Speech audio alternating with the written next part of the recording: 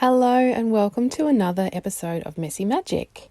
I'm your host, Dee Guy, and thank you so much for joining me today.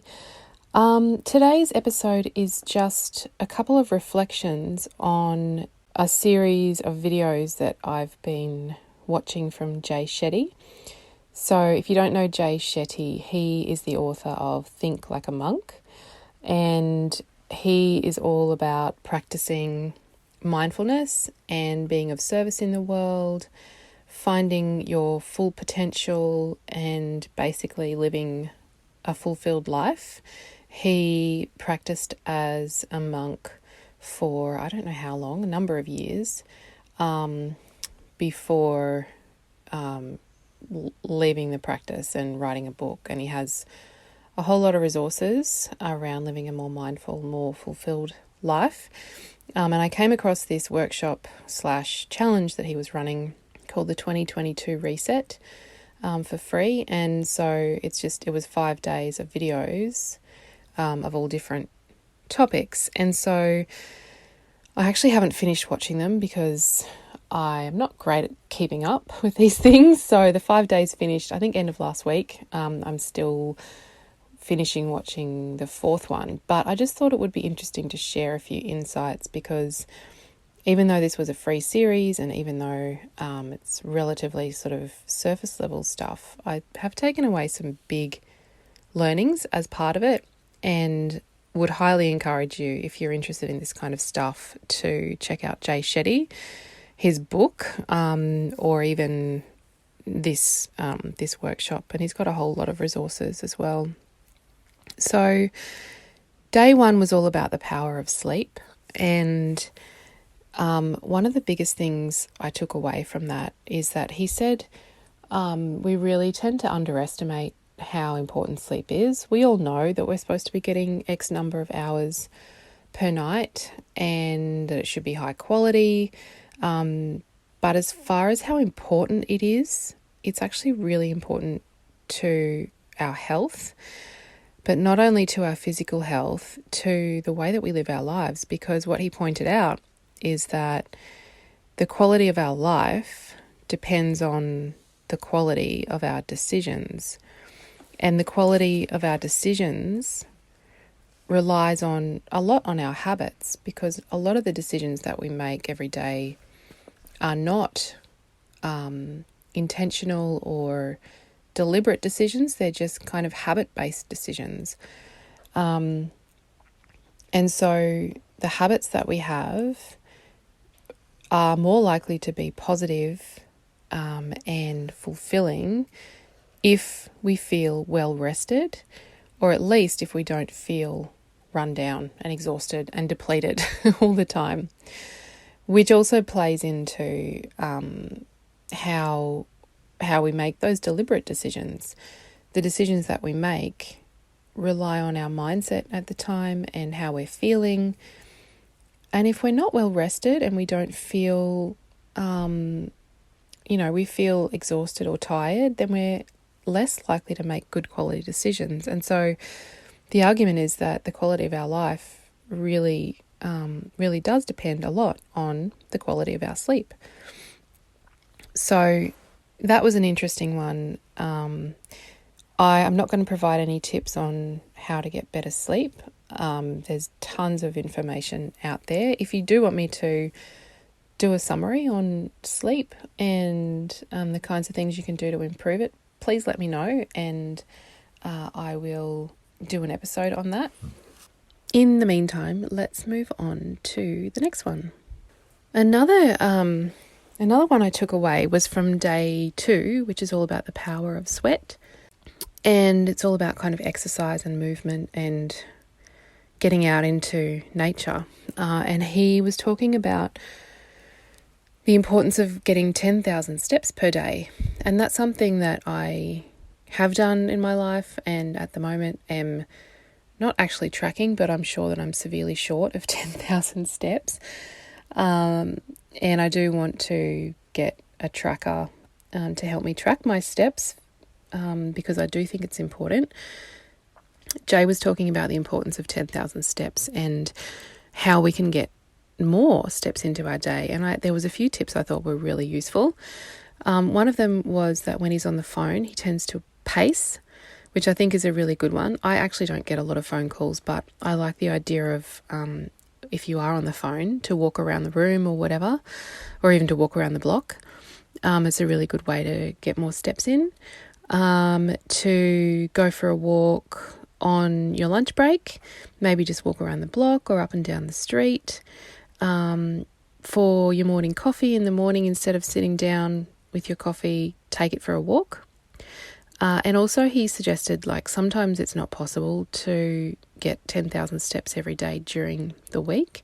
So try to use the weekends to top up, to go beyond the 10,000 steps and, come to an average of 10,000 steps per day. Day 3 was all about the power of stillness. And one of the insights he talked about was the fact that so many of us these days are disconnected from ourselves because, well, there's lots of reasons, I suppose. One of them might be that we're afraid to feel our emotions or to think our thoughts or to kind of uncover what's below the surface of ourselves. So we keep ourselves distracted with all kinds of things, with being busy, with social media, with being out and about. And so what we need really to really feel fulfilled is to know ourselves better.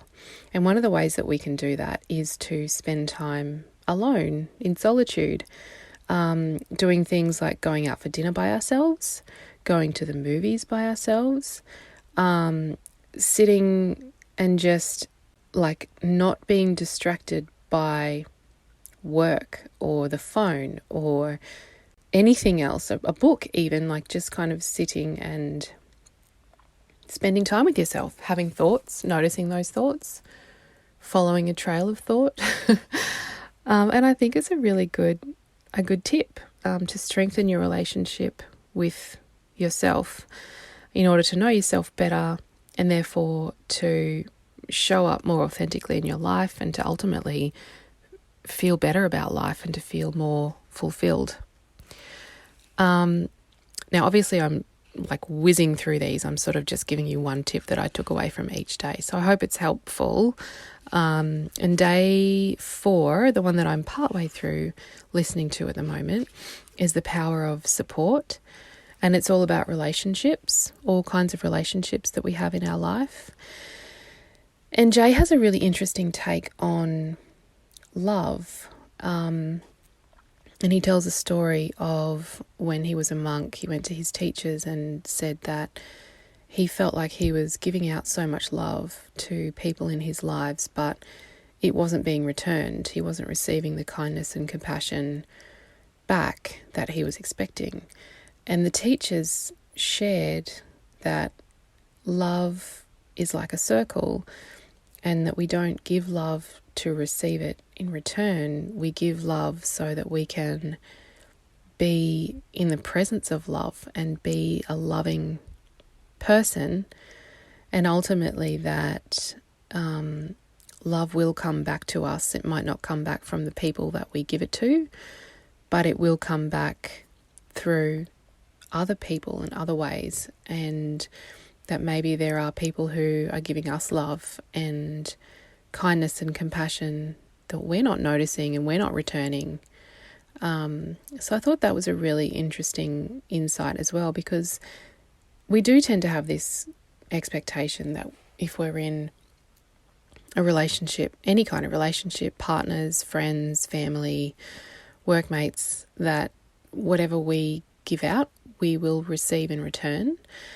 And I love the idea of just taking that pressure away, and instead of expecting it to be returned in equal measure or having any kind of expectation, just expressing love for the pure joy of being in the presence of love. Like when you create it, then it is there.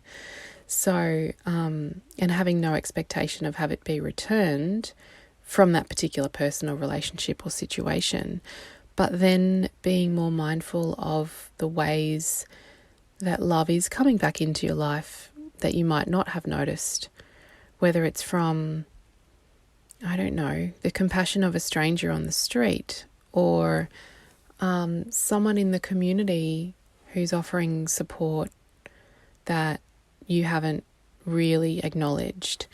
And that was another thing he talked about. I took a lot of notes from this session and I haven't even finished it yet, that we need a support network as human beings.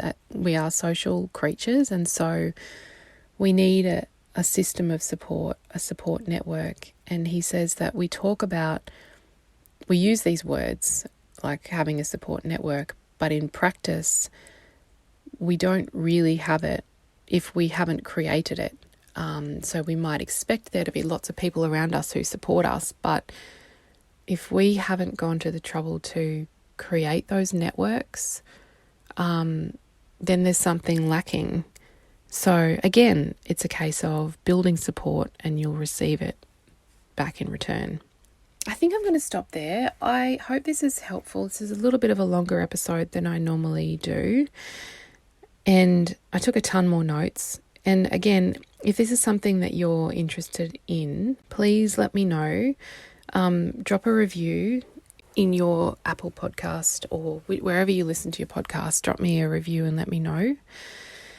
If you're interested in this kind of topic, because this is something I really enjoy doing. I love doing like these free challenges. And to be honest, I've done a couple over the years that have actually been quite life-changing.